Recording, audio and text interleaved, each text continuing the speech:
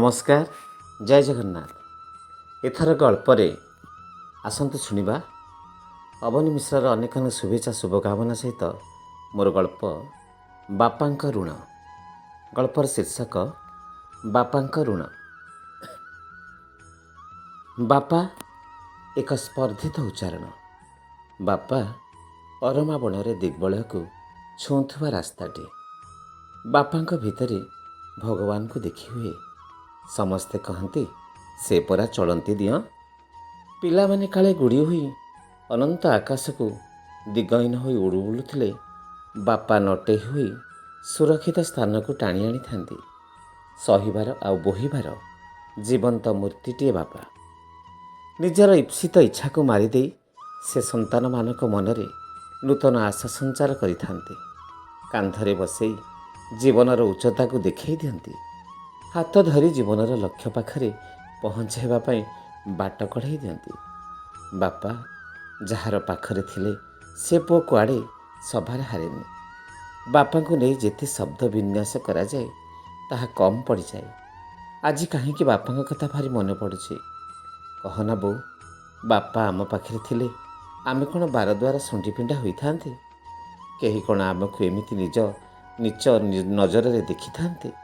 ସତେ ଲୋ ବୋଉ, ବାପା ଆମକୁ ଏମିତି ଅଧା ବାଟରେ ଛାଡ଼ି ଚାଲିଯିବାଟା ଭାରି ବାଧିଲା। ତୁ ମନ ଦୁଃଖ କରନି। ସିଏ ତୁ ବାପା ଯେମିତି ରଖିଥିଲେ ମୁଁ ତତେ ସେମିତି ସିନା ରଖିପାରିବିନି, ହେଲେ ସେଥିରୁ କମ୍ରେ ରଖିବାକୁ କେବେ ବି ଭାବିବିନି। ମୁଁ ଅଛି ବୋଉ, ତୋ ପୁଅ ଅଛି। ତୁ ଦେଖିବୁ ମୁଁ ଜୀବନରେ ବହୁତ ବଡ଼ ହେବି।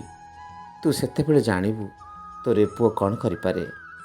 ରାମୁର ଏମିତି କଥା ଶୁଣି ରାମୁର ମା ରାମୁକୁ ଧରି ଜୋରେ କାନ୍ଦି ଉଠିଲେ। ପରେ ମା ପୁଅ ପରସ୍ପର ବହେ ଧରାଧରି ହୋଇ କାନ୍ଦିବାକୁ ଲାଗିଲେ। ସମୟର କଷଟି ପଥରେ ରାମୁ ଓ ତାର ମା କଷି ହୋଇ ଚାଲିଥାନ୍ତି। ରାମୁ ଏଇ ଅଳ୍ପ ବୟସରେ କିଛି କାମଧନ୍ଦା ଖୋଜିବାକୁ ଲାଗିଲା। ଘରର ପରିସ୍ଥିତିକୁ ଦେଖି ହେଲେ ତାକୁ ନାଚ ପାଗଳ କରୁଥାଏ। କେମିତି ନାଚରେ ନାଁ କମେଇବା ପାଇଁ ବ୍ୟାକୁଳ ହୋଇଥାଏ। ନାଚକୁ ନେଇ ସେ ଅନେକ ସ୍ୱପ୍ନ ଦେଖିଛି। ହେଲେ ବାପା ଯିବା ପରେ ସେ ସ୍ୱପ୍ନ ତାହାର ସତେ ଯେମିତି ଭାଙ୍ଗି ଚୁରମାର ହୋଇଯାଉଥାଏ। ଆଉ ସେ ସେମିତି ଅଧାରେ ଅଟକି ଯାଇଛି। କିଛି ଦିନ ପରେ ରାମୁ ଗୋଟିଏ ଛୋଟିଆ କାମ ନିଜ ପାଇଁ ଯୋଗାଡ଼ କଲା। ହେଲେ ସେଥିରୁ ମିଳୁଥିବା ପଇସା ଓ ଦୁଇ ଜଣକୁ ଚଳିବା ପାଇଁ ବି କଷ୍ଟ ହୋଇ ପଡ଼ୁଥାଏ। ହଠାତ୍ ଦିନେ ମା ପୁଅଙ୍କ ଉପରେ ବଜ୍ର ପଡ଼ିଲା।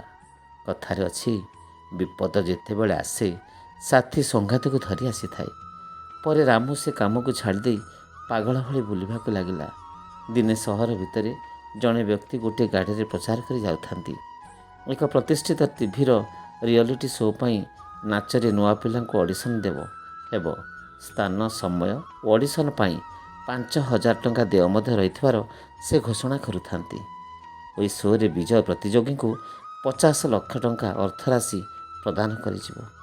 ଏହି କଥା ଶୁଣି ରାମୁର ଭାଙ୍ଗି ଯାଇଥିବା ସ୍ୱପ୍ନ ହଠାତ୍ ସତେଜ ହୋଇଉଠିଲା। ଅଡ଼ିସନ୍ ଦିନ ରାମୁ ସେହି ସ୍ଥାନକୁ ଯାଇ ପ୍ରବେଶ କରିବା ପାଇଁ ଅନୁରୋଧ କଲା। ମାତ୍ର 5,000 ଟଙ୍କା ପ୍ରବେଶ ଶୁଳ୍କ ଥିବା କାରଣରୁ ତାକୁ କର୍ମକର୍ତ୍ତାମାନେ ଭିତରକୁ ଛାଡ଼ୁନଥାନ୍ତି। ଏଣେ ଭିତରେ ଅଡ଼ିସନ୍ ଆରମ୍ଭ ହୋଇଯାଇଥାଏ ଏବଂ ବିଚାରକମାନେ ପ୍ରତିଯୋଗୀମାନଙ୍କୁ ପରଖୁଥାନ୍ତି। ରାମକୁ ଭିତରକୁ ନ ଛାଡ଼ିବାରୁ ସେ ବ୍ୟସ୍ତ ବିବ୍ରତ ହୋଇପଡ଼ୁଥାଏ। ବାରମ୍ବାର ନେହୁରା ହେଉଥାଏ, ମୋ ପାଖରେ ଏତେ ପଇସା ନାହିଁ, ମୋତେ ଦୟାକରି ଅଡ଼ିସନ୍ ଦେବାକୁ ଛାଡ଼ି ଦିଅନ୍ତୁ। ସବୁ ନେହୁରା ବ୍ୟର୍ଥ ହୋଇ ପଡ଼ୁଥାଏ। ଗୋଟିଏ ଗରିବ ପିଲାର ଇତିହାସ ଏହି ଅର୍ଥ ସର୍ବସ୍ୱ ସମାଜ ଆଗରେ ନିଷ୍ପ୍ରଭ ହୋଇ ପଡ଼ୁଥାଏ। ଶେଷରେ କିଛି ଉପାୟ ନ ପାଇ ରାମୁ ଜୋରରେ ବଡ଼ ପାଟିରେ ଚିତ୍କାର କରି ଗଳା ଫଟାଇ କାନ୍ଦିବାକୁ ଲାଗିଲା। ରାମୁର ଚିତ୍କାର ଶୁଣି ଭିତର କାର୍ଯ୍ୟକର୍ତ୍ତା ଓ ବିଚାରକମାନେ ବାହାରକୁ ଧାଇଁ ଆସିଲେ। ପରିସ୍ଥିତିକୁ ଆୟତ୍ତକୁ ଆଣିବା ପାଇଁ ରାମୁକୁ ଅଡ଼ିସନ୍ ପାଇଁ ସୁଯୋଗ ଦେଲେ। ରାମୁର ପାଳି ପଡ଼ିଲା ବେଳକୁ ଷ୍ଟେଜ୍ ଉପରେ ରାମୁ ଜୋରରେ କାନ୍ଦିବାକୁ ଲାଗିଲା। ବିଚାରକମାନେ ରାମୁକୁ ତା'ର ଅଡ଼ିସନ୍ ଦେବାକୁ ଆଗରୁ ତାକୁ ପଚାରିଲେ, ରାମୁ, ତୁମେ କାହିଁକି ଏହି ଅଡ଼ିସନ୍ ଦେବାକୁ ଏମିତି ବାଧ୍ୟ କରିଦେଲ?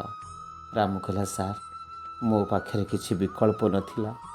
ଏ ଶୋ ମାଧ୍ୟମରେ ମୁଁ ବାପାଙ୍କ ଋଣ ସୁଝିବାକୁ ଚାହୁଁଛି। ତା ନହେଲେ ମୁଁ କି ମୋ ମା, ଏପରିକି ମୋ ବାପା ମଧ୍ୟ ଶାନ୍ତିରେ ରହିପାରିବେନି। ରାମୁ, ତମେ ବାପାଙ୍କ ଋଣ କ'ଣ ଅଛି ବୋଲି ଜଜ୍ ପଚାରିଲେ। ରାମୁ କହିଲା, ସାର୍, ମୋର ବାପା ବହୁତ ପରିଶ୍ରମୀ ଥିଲେ, ହେଲେ ସ୍ୱଚ୍ଛଳ ଭାବେ ଚଳିବାର ସାମର୍ଥ୍ୟ ନଥିଲା। ତେଣୁ ମୋର ମାଆଙ୍କୁ ଭଲରେ ରଖିବା ପାଇଁ ମୋ ବାପାଙ୍କ ଋଣ କରି ଗୋଟେ ବଡ଼ ଦୋକାନ କଲେ। ହେଲେ ସମୟ ବାପାଙ୍କୁ ସାଥ ଦେଲା ନାହିଁ। ବ୍ୟବସାୟରେ ବାପା ବୁଡ଼ିଗଲେ, ଆଉ ବ୍ୟାଙ୍କ ଋଣ ବଢ଼ିଗଲା। ପରେ ଚିନ୍ତାରେ ବାପା ଚାଲିଗଲେ। ଏଣେ ବ୍ୟାଙ୍କବାଲାଙ୍କର ଝୁଲ ଏବଂ ମୋ ବାପାଙ୍କ ଋଣ ମୁକ୍ତ କରିବା ପାଇଁ ମୋର ସବୁ ଖଟେଇ ନେବାକୁ ଚାହୁଁଛି। ମୋ ବାପା ପରି ବାପା ମିଳିବେ ନାହିଁ ସାର୍। ତାଙ୍କ ହାତ ଧରି ମୁଁ ରାସ୍ତାରେ ଚାଲୁଥିଲା ବେଳେ ସରଗ ମୋ ପାଇଁ ଚାଖଣ୍ଡେ ଲାଗୁଥିଲା। ହେଲେ ଏବେ ଏତେ ବଡ଼ ଦୁନିଆରେ ଚାଲିବା ପାଇଁ ମୋତେ ଭାରି ଭୟ ଲାଗୁଛି ସାର୍। ମୁଁ ସତ କହୁଛି, ମୋ ବାପା ଯେଉଁଠି ଥିବେ ବହୁତ କଷ୍ଟରେ ଥିବେ। ମୁଁ ମୋ ବାପାଙ୍କ ଋଣ ଶୁଝିବାକୁ ଚାହୁଁଛି ସାର୍। ଏହି ପ୍ରତିଯୋଗିତାରେ ମୁଁ ବିଜୟ ହୋଇ ପ୍ରାପ୍ତ ଅର୍ଥରେ ମୋ ବାପାଙ୍କ ଋଣ ଶୁଝିବି କି ସାର୍? ମୋତେ ଟିକେ ଦୟା କରନ୍ତୁ। ରାମୁର ଏହି ଅଳ୍ପ ବୟସରେ ଏପରି ମହାନ ଚିନ୍ତାଧାରାକୁ ସମ୍ମାନ ଜଣାଇ ବିଚାରକମାନେ ରାମୁଙ୍କୁ ପ୍ରତିଯୋଗିତାରେ ଭାଗ ନେଇ ନାଚିବାକୁ ସୁଯୋଗ ଦେଲେ। ସେଠି ବସିଥିବା ଦର୍ଶକମାନେ କାନ୍ଦୁଥିଲେ। ଧନ୍ୟ ରାମୁ। ଆଜିର ସମୟରେ ଜିଇଁ ଥାଉ ଥାଉ ପୁଅମାନେ ବାପାମାନଙ୍କୁ ନୌଚରାଶ୍ରମକୁ ପଠାଇ ଦେଉଥିଲା ବେଳେ ରାମୁ ବାପାଙ୍କ ଋଣ ଶୁଝିବାକୁ ନିଜ ଗୋଡ଼ରେ ଠିଆ ହେବାକୁ ଚେଷ୍ଟା କରିଛି। ଧନ୍ୟ ଧନ୍ୟ। ଜଣେ ବିଚାରକ ରାମୁ ପାଖକୁ ଧାଇଁ ଯାଇ ତାକୁ ବୁଜଳି ଧରିଲେ ଓ କାନ୍ଦିବାକୁ ଲାଗିଲେ। କହିଲେ, ରାମୁ, ତୁମେ ଯେଉଁଠି ହାରିଯାଉଥିବ ମୁଁ ତୁମ ପାଖରେ ଠିଆଇଥିବି। ତୁମକୁ ଜିତାଇବାକୁ ଚେଷ୍ଟା କରିବି। ତୁମେ ଆଗକୁ ବଢ଼ ରାମୁ, ଆଗକୁ ବଢ଼। ମୁଁ ତୁମର ସାଥିରେ ଅଛି। ସ୍ତବ୍ଧ ହୋଇ ପଡ଼ୁଥାଏ ପରିବେଶଟି, ଆଉ ରାମର ସ୍ୱପ୍ନର ଆଖି ଭିତରେ ଦୁଇ ବୁନ୍ଦା ଲୁହ ଝରି ପଡ଼ୁଥାଏ ବାପାଙ୍କର ଋଣ ଶୁଝିବା ପାଇଁ। ଏଇଠି ସରିଛି ମୋର ଗଳ୍ପ ବାପାଙ୍କ ଋଣ। ଆପଣଙ୍କୁ କେମିତି ଲାଗେ?